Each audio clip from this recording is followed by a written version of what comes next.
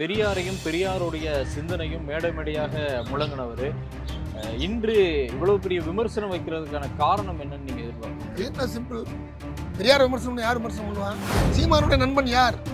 சங்கி என்ன தோழன் நண்பன் சொன்னா அப்ப சீமான் யார்? எனவே சங்கிகளுக்கு ஆதரவாக செயல்படுத்த இதே ஒரு விமர்சனத்தை தான் திரு விஜய் அவர்களை இயக்குறதும் RSS பாஜக தான் அப்படின்னு சொல்லி விமர்சனம் வருது. இல்ல நம்ம இதுல ஒரு மாற்று சிந்தனையோட நான் கொஞ்சம் பாக்குறேன். எப்படின்னா பத்திரிகையாளர் சந்திப்புல திரு சீமான் அவர்கள் ஒரு வார்த்தையை பயன்படுத்தினாரு. அது இன்னைக்கு பெரிய சர்ச்சையா போய்கிட்டு இருக்கு.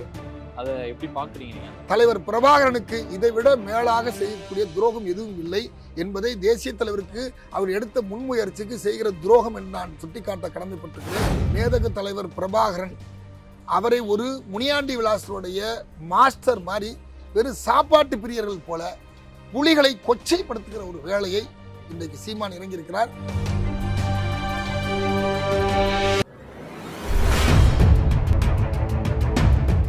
மாற்றுக்குரல் நேயர்கள் அனைவருக்கும் வணக்கம். இன்று நம்மளுடைய சிறப்பு விருந்தினராக விடுதலை தமிழ் புலிகள் கட்சியினுடைய தலைவர் அவர்களை சந்திக்க இருக்கிறோம். நிறைய கேள்விகள் இருக்கிறது, வாருங்கள். வணக்கம் சார். ஈரோடு இடைத்தேர்தலில் உங்களுடைய கட்சி சார்பாக வேட்பாளரை நிப்பாட்டிருக்கீங்க. இந்த நேரத்தில் ஓட்டு சிதறக்கூடிய நேரத்தில் ஏற்கனவே நாம் தமிழர் கட்சி வாக்குகள் அதிகமாக சதவீதத்தில் முன்னேறி கொண்டிருக்கக்கூடிய நேரத்தில் இந்த நேரத்தில் அங்கே வேட்பாளர்களை இது நாம் தமிழருக்கு சாதகமாக அமையாதா? ஓட்டு சிதறி நாம் தமிழருக்கு போகக்கூடாது என்பதற்குத்தான் இந்த தேர்தல் களத்தை முதல்ல சந்திக்கிறோம். நாங்கள் முதல்ல போட்டியிடுவதற்கான எந்த முகாந்திரமும் எங்களுக்கு உண்மையில் அப்படி எதிர்பார்ப்போ அப்படி எதுவும் இல்லை. ஆனால் பிரதான எதிர்கட்சிகள் அங்கே போட்டியிடவில்லை. அந்த வாக்குகள் சீமானுக்கு போகிறதுக்கான ஒரு சூழல் அமைவதாக தெரிஞ்சு அதுதான் கடைசி நாள் முயற்சி செஞ்சு முதல்ல சுயேட்சையாகவே போடுன்னு சொல்லி போட்டுட்டு அதுக்கப்புறம் இப்போ கட்சி சார்பாக அதை அறிவிச்சு இப்போ எல்லார்ட்டையும் நாங்கள் ஆதரவு கேட்டுட்ருக்கோம். இந்த தேர்தல் இதுவரைக்கும் தமிழ்நாட்டு தேர்தல் அரசியல் வரலாற்றில் இப்படிப்பட்ட ஒரு நெருக்கடியை சந்திக்க முடியாத ஒரு தேர்தல். போன இடத்ததில் கூட அதிமுக போட்டியிடல, ஆனாலும் பாமக போன்ற கட்சிகள்லாம் கூட போட்டிடுச்சு. ஆனால் இந்த தேர்தலில் பிரதான எதிர்கட்சியும் போட்டியிடல, அதை சார்ந்து இருக்கக்கூடிய மற்ற ஏனைய கட்சிகளும் போட்டியிடலை. இப்போ அதிமுக போட்டிடலாம், தேமுதிக நிற்கணும், இல்லை SDPI நின்றுருக்கலாம், அல்லது அதிமுக ஆதரிக்கக்கூடிய பிற இயக்கங்கள் யாரும் நிற்கலாம், அவங்களும் யாரும் நிற்கல. திமுக கூட்டணி கட்சிகளும் அவங்க களத்தில் ஆதரவாக அணிவிச்சிட்டாங்க. இப்போ பாஜகவில் இருக்கிற டிடிவி தினகரனோ அல்லது பாட்டாளி மக்கள் கட்சியோ அந்த மாதிரி இயக்கங்களோட நிற்கல. அப்போ இது முழுக்க இது யாருக்கு சாதகமாக ஆதாயமாக அடைஞ்சிரும்னா அது சீமானுக்கு அமைஞ்சிருன்றதுனால தான் முதல்ல சீமான் கடந்த தேர்தலையே முதலில் வந்தார் முதலியார்னு சொல்லி சாதி வாக்குகளை பிரித்து தனக்கான ஒரு வாய்ப்பை உருவாக்கி 10,000 வாக்குகள் கிட்டத்தட்ட பெற்றிருந்தார். இப்போ இந்த தேர்தலில் அவர் என்ன முழக்கமிட்டிருக்காருன்னா, பெரியாரை சொல்லி நீங்கள் ஓட்டு கேட்டு வாங்க பார்ப்போம் அப்படின்னா, பெரியார் சொல்லி ஓட்டு கேட்க வேற யாரும் சொல்லி கேட்டுக்கப்போ பெரியாரையும் பிரபாகரனையும் எதிரெதிர் திசையில் நிறுத்தக்கூடிய இந்த அரசியல் ரொம்ப மோசமான அரசியல். தமிழ்நாட்டில் இருக்கக்கூடிய இடதுசாரி சிந்தனைக்கு தமிழ்நாட்டு மக்கள் தமிழர்களாக தமிழ்நாட்டு பண்பாட்டு அடையாளத்தோடு இன்றைக்கு அரசியலில் இருக்கிறோம்னா ஒரு வரியில் சொல்ல போனால் மூத்திரம் குடிக்காமல் இருக்கிறோம். நான் மாட்டு கோமியத்தை குடிக்காமல் கோமியன்ற பேரில் IITயில் இருக்கக்கூடிய அந்த நிறுவனத்தின் உயர் பதவியில் இருக்கக்கூடிய மாட்டு மூத்திரத்தை குடிப்போம், மாட்டு சாணத்தை சாப்பிடுவேன்றது பெருமையாக பேசக்கூடிய காலத்தில் தமிழர்கள் யாரும் அதை சிந்திப்பதற்கே இல்லாத ஒரு நிலை உருவாயிருக்குன்னா அதுக்கு தந்தை பெரியார் தான் காரணம். அந்த பெரியாரை கொச்சைப்படுத்துவதும் இழிவுபடுத்துவதும் அவரை தேசிய தலைவர் பிரபாகரனுக்கு எதிராக முன்னிறுத்துவதை ஒரு மாதம் அனுமதிக்க முடியாது என்ற காரணத்தால் தான் இந்த தேர்தலை சந்திக்கிறோம். திமுகவும் நிறைய இந்த ஆட்சியில் இருக்கக்கூடிய பல இஸ்லாமிய மக்கள், சிறுபான்மை சமூகத்தைச் சேர்ந்தவர்கள் அவருடைய கோரிக்கை நிராகரிக்கப்பட்டிருக்கு, இன்னும் முழுமை பெறல. பட்டியல் சமூகத்து மக்களுடைய கோரிக்கைகள் இன்னும் நிறைய இருக்குது, அரசு ஊழியருடைய கோரிக்கைகள் நிறைய இருக்கிறது. இப்படி இந்த ஆட்சியில் இருக்கக்கூடிய பல்வேறு குறைபாடுகளையும் சுட்டி காட்டுவதற்கு ஒரு சிறந்த தேர்தல் களமாக இது அமையும் என்பது காரணத்தினால்தான் நாங்கள் அந்த தேர்தல் களத்தை போய் நிற்கிறோம்.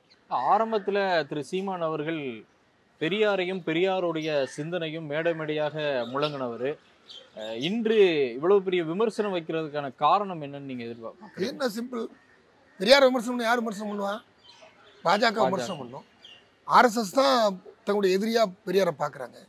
அப்படின்றப்ப அவருடைய கருத்தை வலியுறுத்துறப்ப பெரியார் வந்து ஏன் திராவிடம் என்கிற அந்த கருத்தியல் சார்ந்து இயங்க வேண்டியதுன்னா ஆரிய எதிர்ப்பை முன்வைத்து தான் அவர் இந்த பணியை செய்தார். அதனால தான் ஆரிய எதிர்ப்பை முன்வைத்ததுனால தான் தமிழ்நாடு இன்றைக்கு தமிழ்நாடாக இருக்குது. ஆரிய எதிர்ப்பை முன்வைக்காத பிற மாநிலங்கள் இன்றைக்கு தமிழ்நாடு போல இல்லை, வளர்ச்சி பெறல, சுய தன்மை இழந்துருச்சு, தன்மானத்தை இழந்துருச்சு, சுயமரியாதை இழந்துருச்சு. அப்போ அதை நிலைநிறுத்துகிற பணியை தான் இன்றைக்கு நாம் இந்த தேர்தல் களத்தின் வழியாக போய் முன்னிறுத்தி செய்கிறோம். அவர்களுக்கு துணை போவதற்கு சீமான் இந்த வேலையை செய்கிறார். அதனால தான் ஆர்எஸ்எஸ்னுடைய சங்கியன் என்றால் தோழன் நண்பன் சொன்னானா உங்களுக்கு யார் நண்பன் தெரிஞ்சு போச்சு, உன் நண்பன் யார் அப்படின்னு நாம் கேட்டோம்னா உன்னை பற்றி சொல்கிறேன், சீமானுடைய நண்பன் யார், சங்கின்னா தோழன் நண்பன் சொன்னால் இப்போ சீமான் யார்? எனவே சங்கிகளுக்கு ஆதரவாக செயல்படுகிற அல்லது தமிழினத்தின் எதிரிகளாக இருக்கக்கூடிய தமிழினத்தின் உழைப்பை சுரண்டல் பேர்வலாக இருக்கக்கூடிய ஆரிய சுரண்டலுக்கு மீண்டும் அடிகோலி துணை நிற்கக்கூடிய சீமானை அம்பலப்படுத்துவதும் அதற்கான தேர்தல் களமாக இந்த தேர்தல் களத்தை முன்வைத்து நாங்கள் களத்தில் இருக்கிறோம். திமுகவுடைய ராஜீவ்காந்தி நேற்று பிரஸ் மீட்ல திரு ரஜினிகாந்தோடைய சந்திப்புக்கு பிறகுதான் திரு சீமான் அவர்கள் இந்த மாதிரியான விமர்சனம் வைக்கிறாரு அப்படின்னு சொல்லி ஒரு கருத்தை முன் வச்சாங்க. அது எப்படி பாக்குறீங்க நீங்க? சரியான கருத்து தான். ஏன்னா சீமான் அவர்கள் ஆடிட்டர் குருமூர்த்தியோ அண்ணாமலையோ அல்லது பாஜக ஆர்எஸ்எஸ் சேர்ந்த யாரையா ஒருத்தர் சந்திச்சிருந்தா அது பட்டவட்டமாக வெளியில் வந்துடும், என்ன பேசுகிற செய்தி வரைக்கும் வெளில வந்துடும். அப்போ எங்கே போனால் இந்த களத்தை அமைத்து பேசலாம் என்பதற்கு ரஜினிகாந்த் வீடு தான் முகாமாக அமைக்கப்பட்டிருக்கிறது என்பது தான் தெள்ள தெளிவாக நமக்கு தெரிய வருகிற உண்மை. அங்கே போய் 1.25 மணி நேரம் என்ன பேசுனாங்கிறத வெளியிடவே இல்லை. அப்போ நமக்கு அங்கே தான் வருது. ஏற்கனவே ரஜினிகாந்தை தயார்படுத்தினாங்க, அது சரியாக வரல. அப்புறம் இன்னும் பிற நபர்களை தயார்படுத்தினாங்க, யாரும் சரியாக வரல. இந்த சூழலில் சீமானை களத்தில் கொண்டு வந்து நிற்பதற்கு ஒரு கூட்டு முயற்சி முடிவு பண்ணி ஒரு சதித்திட்டம் தீட்டப்பட்டு பெரியாருக்கு எதிராக திராவிடத்திற்கு எதிராக என்ன செய்தால் என்று பாஜக ஆர்எஸ்எஸ் சொல்லுகிற சித்தாந்த கருத்தியலை சீமான் வழியாக சொல்லி ஒரு பாதை அமைத்து அந்த பாதையில் பயணிப்பதற்கு எச் ராஜாவும் அண்ணாமலையும் தமிழிசை சவுந்தரராஜனும் வானதி சீனிவாசனும் ஆர்எஸ்எஸ் சங் பரிவார கும்பலும் அணிவகுத்து நிற்கிறார்கள் என்றால் அந்த பாதை போட்டு தருவதற்கு சீமான் முன்வந்து உடந்தையாக இருப்பதை அம்பலப்படுத்துவதும் அந்த பாதை போட விடாமல் இந்த தேர்தல் அரசியல் களத்திலிருந்தும் தமிழ்நாட்டிலிருந்தும் சீமானை விரட்டியடிப்பதற்காகத்தான் இந்த தேர்தல் களத்தில் நாங்கள் இருக்கோம். இப்போ சீமானை இயக்குறது பாஜக ஆர்எஸ்எஸ் அப்படின்னு சொல்றீங்க. இதே ஒரு விமர்சனத்தை தான் திரு விஜய் அவர்களை இயக்குறதும் ஆர்எஸ்எஸ் பாஜக தான் அப்படின்னு சொல்லி விமர்சனம் வருது. இதுல 2 பேரையுமே ஆர்எஸ்எஸ் தான் இயக்குதா? இல்லை, நம்ம வந்து இதில் ஒரு மாற்று சிந்தனையோடு நான் கொஞ்சம் பார்க்குறேன். எப்படின்னா எங்களுடைய வழிகாட்டி தலைவர்கள், கொள்கை தலைவர்கள் பெரியார், அம்பேத்கர் அப்படி மார்க்ஸ்ன்னு சொல்கிறப்ப கொள்கை தலைவர்னு சொல்லிட்டு அது இடதுசாரி சித்தாந்தம். இடதுசாரி சித்தாந்தத்தில் 1000 முரண்பாடுக்கு ஒருத்தர் 2 சிபிஎம்கே இருக்குது. இப்போ விடுதலை சிறுத்தைகளுக்கும் விடுதலை தமிழ் புலி கட்சிக்குமே நாங்கள் தனித்தனி இயக்கமாக தான் இருக்கோம். கொள்கை என்னன்னு தான் பார்க்குறோம். அப்படின்றப்ப விஜய் அவர்கள் வெளிப்படுத்திய கொள்கை என்பது பெரியாரை கொள்கை தலைவராக வெளிப்படுத்தியிருக்கிறார், அம்பேத்கரை கொள்கை தலைவராக ஏற்றுக்கொண்டிருக்கிறார். சீமான் அம்பேத்கரை வழிகாட்டியாக எடுத்துக்குவேன், தலைவராக இருக்க மாட்டேன்றார். அப்போ அம்பேத்கரை தலைவராக ஏற்றுக்கொள்ள மாட்டேன்னு என்று ஒருத்தர் சொன்னால் தமிழ்நாட்டில் இருக்கக்கூடிய பட்டியல் சமூகம் தமிழ்நாட்டிலே அரசமைப்பு சட்டத்தின் ஏற்றுக்கொண்டு சமத்துவத்தை, சமூக நீதியை, மிகவும் பிற்படுத்தப்பட்ட பட்டியலின மற்றும் பழங்குடியின மக்களுக்கான உரிமையை நிலைநாட்டி தந்த தந்தை பெரியாரையும் நம்முடைய அம்பேத்கர் அவர்களையும் தலைவராக ஏற்க மாட்டேன் என்று ஒருவர் சொன்னார். அது எப்படி விஜய் கட்சி ஏற்க முடியும்? அப்போ விஜய் கட்சி யாருக்கு வாக்களிக்க போகிறாங்கன்ற கேள்வி வருது. அப்போ விஜய் கட்சி சீமானுக்கு வாக்களிக்க வாய்ப்பில்லை. அப்போ திமுகவுடைய ஆட்சி காலத்தில் இருக்கக்கூடிய குளறுபடிகளையும் விஜய் கட்சி சொல்றதுனால விஜய் கட்சியினுடைய வாக்கு வங்கிகள் எங்கும் சிதறிவிடாமல் இருக்க வேண்டும் என்கிற ஒரு சூழலையும் இந்த ஊடகத்தின் வழியாக நான் முன்வைக்க கடமைப்பட்டிருக்கிறேன். எனவே இது பாஜகவினுடைய தூண்டுதலால் நடக்குதா என்பதை எந்த ஆதாரமும் எனக்கு இதுவரைக்கும் தெரியாதனால அந்த குற்றச்சாட்டை நான் பகிரங்கமாக முன்வைக்க முடியாத ஒரு நிலையில் இருக்கிறேன்.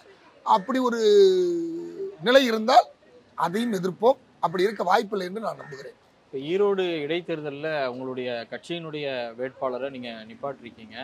தொடர்ந்து சில கட்சிகளை சந்தித்து ஆதரவு கேட்டுட்டு வரீங்க. இந்த சூழல்ல இப்போ விஜய் அவர்கள் இந்த எலெக்ஷன்ல நிக்கல இடைத்தேர்தல்ல, நீங்க வாய்ப்பு அவர்கிட்ட போய் ஆதரவு கேட்கறதுக்கான வாய்ப்பு இருக்கா? நேரடியா இப்போ கால நேரம் இல்லை, அதனால விஜய் அவர்களை சந்திப்பதோ இல்லை அவர்கிட்ட ஆதரவு கேட்கிற அந்த மாதிரி ஒரு சூழல். ஆனால் நாங்கள் இப்போ முதல் முறையா ஏற்கனவே வந்து விடுதலை தமிழ் புலிகள் கட்சி தமிழ் தேசிய கூட்டணியில் அங்கம் வகிக்கிற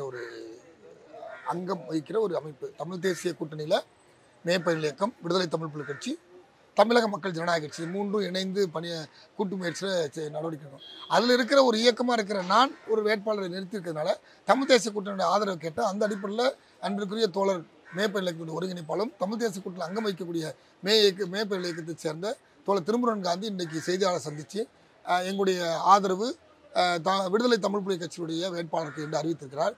அப்போ தமிழக மக்கள் ஜனநாயக கட்சியுடைய தலைவரும் இப்போ நாளைக்கு அறிவிப்பார்.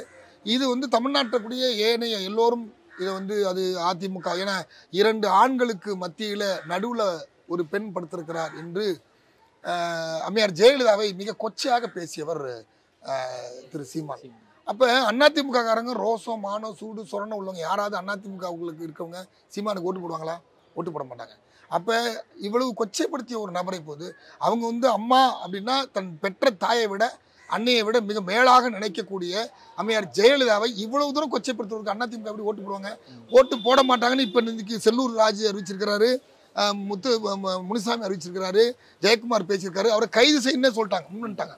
அப்படின்னா அதிமுகவுடைய ஓட்டு யாருக்கு போகும் அப்படின்ற இடத்துல பெரியாரை ஏற்க மறுக்கிற சீமானுக்கு அவர்கள் ஓட்டு போட மாட்டாங்கன்னா பெரியாரை ஏற்றுக்கொண்டிருக்க எங்களை ஆதரிக்க வேண்டும் என்கிற வேண்டுகோளையும் இதன் வழியாக நாங்கள் வைக்கிறோம். அதே போல தான் விஜய் மக்கள் இயக்கத்துக்கும் இங்கிருந்து இந்த வேண்டுகோளை முன்வைக்கிறோம். இடதுசாரி சிந்தனை உள்ள முற்போக்கு அரசியலை முன்னெடுக்கக்கூடிய இந்த தமிழ்நாடாக இருக்க வேண்டும் என்று விரும்புகிற ஒவ்வொருவரும் தமிழ் மொழி, தமிழ் இனம், தமிழ் மக்கள், தமிழ் பண்பாடு, தமிழ் அரசியலை பாதுகாக்க வேண்டும் என்று சொன்னால் இந்த தேர்தல் களத்தில் சீமானை புறந்தள்ள வேண்டும், எங்களை ஆதரிக்க வேண்டும் என்று கோட்டு. இடைத்தேர்தல் அப்படின்னாலே ஆளும் கட்சிக்கு தான் வெற்றி வாய்ப்புன்னு சொல்லி பெரிய பெரிய எதிர்கட்சிகளே, அதாவது அதிமுக, பாஜக போன்ற கட்சிகளே பின்வாங்கி கொண்டிருக்கக்கூடிய இந்த நேரத்தில் நீங்க நிக்கிறீங்க அப்படின்னா எந்த அடிப்படையில் நம்பிக்கையில நிக்கிறீங்க? கடந்த இப்போ நடந்து முடிந்த காஷ்மீரில் சட்டமன்ற தேர்தலில் சிறையில் இருந்து அன்பிற்குரிய ஒரு போராளி வெற்றி பெற்றார். அவர்கிட்ட எந்த பணமும் போய் அவருக்காக யாரும் வந்து வீடு விட பணம் கொடுக்கல, பூத் ஸ்லிப் கொடுக்கல. இன்றைக்கு சபாநாயகர் ஐயா அப்பாவு கூட சுயேட்சையில் வெற்றி பெற்றவர் தான். அது மாதிரி தமிழ்நாட்டிலையும் இந்திய அரசியல் விளையாட்டிலும் பல பேர் வந்து சுயேட்சையில் வெற்றி பெற்றிருக்கிறாங்க. நாடாளுமன்ற தேர்தலில் கூட வெற்றி பெறாங்க. பெரிய விஷயம் அதெல்லாம். அவ்வளோ பெரிய 6 சட்டமன்ற தொகுதி உள்ளடக்கிய நாடாளுமன்ற தொகுதியில் கூட சுயேட்சை நின்று வெற்றி பெறாங்க. அதனால் தேர்தல் அரசியல் களத்தில் வந்து பணம் ஆதிக்கம் செலுத்தும், அதிகாரம் ஆதிக்கம் செலுத்தும், ஆட்சி ஆதிக்கம் செலுத்தும், ஆளுங்கட்சி என்கிற ஆதிக்கம் செலுத்தும், சாதி ஆதிக்கம் செலுத்தும், மதம் ஆதிக்கம் செலுத்தும். ஆனால் இந்த பொருளாதார ஆதிக்கத்தை தாண்டி இவை அனைத்தையும் தாண்டி வாக்கு யார்கிட்ட இருக்குன்னா மக்கள்கிட்ட இருக்கு. மக்கள் தான் முடிவு செய்கிறார்கள். மக்கள் எங்களை எந்த இடத்துல வைப்பாங்கன்னு மக்கள் முடிவு செய்யட்டும். நாங்கள் வந்து வெற்றி வேட்பாளர் தான் சொல்ல முடியும். நாங்கள் தான் உறுதியாக வெற்றி பெறுவோம் என்பதெல்லாம் எங்களுக்கு இல்லை. எங்களுடைய தேர்தல் களம் என்பது முதல்ல சீமானை அப்புறப்படுத்துவது. தமிழ் தேசியத்தின் உண்மையான அரசியல் இதுதான். திராவிடத்திற்கு எதிராக தமிழ் தேசியம் கிடையாது. தமிழ் இனத்திற்கு, தமிழ் மொழிக்கு, தமிழர்களுக்கான தன்னை முழுமையாக அர்ப்பணித்து கொண்ட ஒரு இயக்கம்தான் திராவிடம். எனவே திராவிடம் ஆரியத்திற்கு எதிரானதான், தமிழருக்கு எதிரானதில்லை என்பதை இந்த தேர்தல் வழியாக நாங்கள் சொல்லி எங்களின் தமிழ் தேசிய அரசியல் உண்மையான தமிழ் தேசிய அரசியல் சாதி ஒழிப்பு தமிழ் தேசிய அரசியல் தான். அதைத்தான் பாவலர் பெருஞ்சித்திரனார் முன்வைத்தார். அந்த அரசியலைத்தான் புலவர் கலியபெருமாள் முன்வைத்தார். அந்த அரசியல் தான் தமிழரசன் முன்வைத்தார். அந்த அரசியலைத்தான் பிரபாகரன் முன்வைத்தார். அந்த அரசியலைத்தான் நாங்கள் முன்வைத்து மக்களிடத்தில் போய் வாக்கு கேட்கிறோம். எனவே மக்கள் எங்களை அங்கீகரிப்பார்கள்.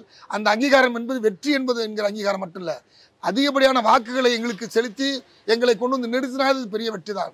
சீமானை புறந்தள்ளி அவர்களை அந்த மண்ணை கவர்ச்சியை செய்து அவர்களை நிராகரித்தாலே அதுவே எங்கள் வெற்றி தான். எனவே இந்த தேர்தலில் பல வெற்றி கணக்குகளோடு தான் நாங்கள் தேர்தல் காலத்தில் நிற்கிறோம். வெற்றி என்பது மட்டுமே இலக்கு கிடையாது. வெற்றி தோல்வியோடு கூடிய மற்ற ஏனைய கள அரசியலை ஒட்டி பெற வேண்டிய வெற்றிகள் எவை என்பது அது தமிழர்களுக்கான வெற்றியாக இருக்க வேண்டும், தமிழ் தேசியத்திற்கான வெற்றியாக இருக்க வேண்டும், எங்களுக்கான வெற்றியாக இருக்க வேண்டும், எங்களுடைய எதிர்கால அரசியலுக்கான வெற்றியாக இருக்க வேண்டும் என்பதற்காகத்தான் இந்த முடிவை எடுத்துக்கிறோம். எல்லோரும் எங்களுடைய வேட்பாளரை, எங்களுடைய அரசியலை எல்லோரும் ஆதரிப்பார்கள் என்ற நம்பிக்கை எங்களுக்கு நிறைய இருக்கு. பத்திரிகையாளர் சந்திப்பில் திரு சீமான் அவர்கள் ஒரு வார்த்தையை பயன்படுத்தினாரு. அது இன்னைக்கு பெரிய சர்ச்சையா போய்கிட்டு இருக்கு. அதை எப்படி பாக்குறீங்க நீங்க? அந்த ஏங்க மேதகு தலைவர் அவருடைய அண்ணன் மகன்னா என் உறவுகளே, என் தம்பி தங்கைகளே அப்படின்னு பேசுறாரு. மேதகு தலைவர் பிரபாகரனுடைய இரத்த உறவுன்னா அவருடைய சொந்த அண்ணன் மகன். இந்த குடும்பமே வளர்ந்துருக்கிறாங்க. இந்த குடும்பமே வந்து அந்த மண் விடுதலை போரில் தம்மை முழுமையாக அர்ப்பணித்துக் கொண்டார். பாலச்சந்திரன் ஏதுமறியா பாலச்சந்திரன் பயம் அறியாமல் எதிரிகள் முகாமில் உட்கார்ந்து பிஸ்கட்டை தின்னுட்டு இருக்கிறவ சில வினாடிகளில் 5 குண்டுகள் பாயப்பட்டு அந்த அது எப்படி நினைச்சு பாருங்களேன், நினைச்சு பாருங்க. அதே மாதிரி தலைவருடைய மூத்த மகனை அவர் கொடுத்துருக்கிறாரு. இப்போ அந்த குடும்பம் என்ன இருக்குன்னே கூட தெரியாத அளவுக்கு ஒப்பற்ற தியாகம் செய்த அந்த குடும்பத்தை இந்த அளவுக்கு வந்து இழிவுபடுத்துறது வேறு யாரும் கிடையாது. எனவே அவருடைய அண்ணன் மகனை இவர் இப்படி பேசுறாருனாலே, பொட்டமான அப்படி தான் பேசினாரு. அவர் அண்ணன் மகனை இப்படி பேசுறாரு. புலிகளுடைய அரசியலை திராவிடத்திற்கு எதிராக நிறுத்தி கொண்டு போய் ஒரு சிதைக்கிற வேலையை இந்திய உளவுத்துறையோடு சேர்ந்து இணைந்து செய்கிறாரோ, இல்லை RSS சங் பரிவார கூப்பிட்டங்களோடு இணைந்து செய்கிற இந்த அரசியல் இந்திய ஏகாதிபத்திய அரசியலோடு இணைந்து செய்கிறாரோ என்கிற அச்சம் எங்களுக்கு இருக்குது. இது யாருக்கு ஆதரவாக இருக்கும்? ராஜபக்சேவுக்கு தான் ஆதரவாக இருக்கும். எனவே சீமானுடைய இந்த அரசியல் பித்தலாட்டம் என்பது நிலை பெறாது. எனவே அவருடைய அண்ணன் மகனை குறித்து பேசிய பேச்சு என்பது உலகம் முழுவதும் இருக்கக்கூடிய ஈழத்தமிழ் சொந்தங்களுக்கு இதுதான் கடைசி தகவல். இனியும் அவரை ஆதரிப்பதும் அவருக்கு திரள் நிதி கொடுத்து ஊக்குவிப்பதென்றால் தலைவர் பிரபாகரனுக்கு இதைவிட மேலாக செய்யக்கூடிய துரோகம் எதுவும் இல்லை என்பதை தேசிய தலைவருக்கு அவர் எடுத்த முன்முயற்சிக்கு செய்கிற துரோகம் என்று நான் சுட்டிக்காட்ட கடமைப்பட்டிருக்கிறேன். இன்னும் சொல்ல போனால் மேதகு தலைவர் பிரபாகரன் அவரை ஒரு முனியாண்டி விலாசருடைய மாஸ்டர் மாதிரி வெறும் சாப்பாட்டு பிரியர்கள் போல புலிகளை கொச்சைப்படுத்துகிற ஒரு வேலையை இன்றைக்கு சீமான் இறங்கியிருக்கிறார். உலகத் தமிழர்கள், புலம்பெயர்ந்த தமிழர்கள், தாயகத் தமிழர்கள், தமிழ்நாட்டு தமிழர்கள் அனைவரும் புரிந்து கொண்டு இனி போலி தமிழ் தேசிய அரசியலை முன்னெடுக்கிற சீமானை அவருடைய முகத்திரையை அம்பலப்படுத்தி கிழித்தெறிய வேண்டும். வேரோடும் வேரடி மண்ணோடும் இந்த தீய சக்திகளை விரட்டி அடிக்க வேண்டும் என்று இந்த தேர்தல் களத்தில் நாங்கள் முன்வைப்போம். உங்களுடைய நேரத்தையும் கருத்துக்களையும் பகிர்ந்து கொண்டதற்கு ரொம்ப நன்றி. மகிழ்ச்சி. நன்றி.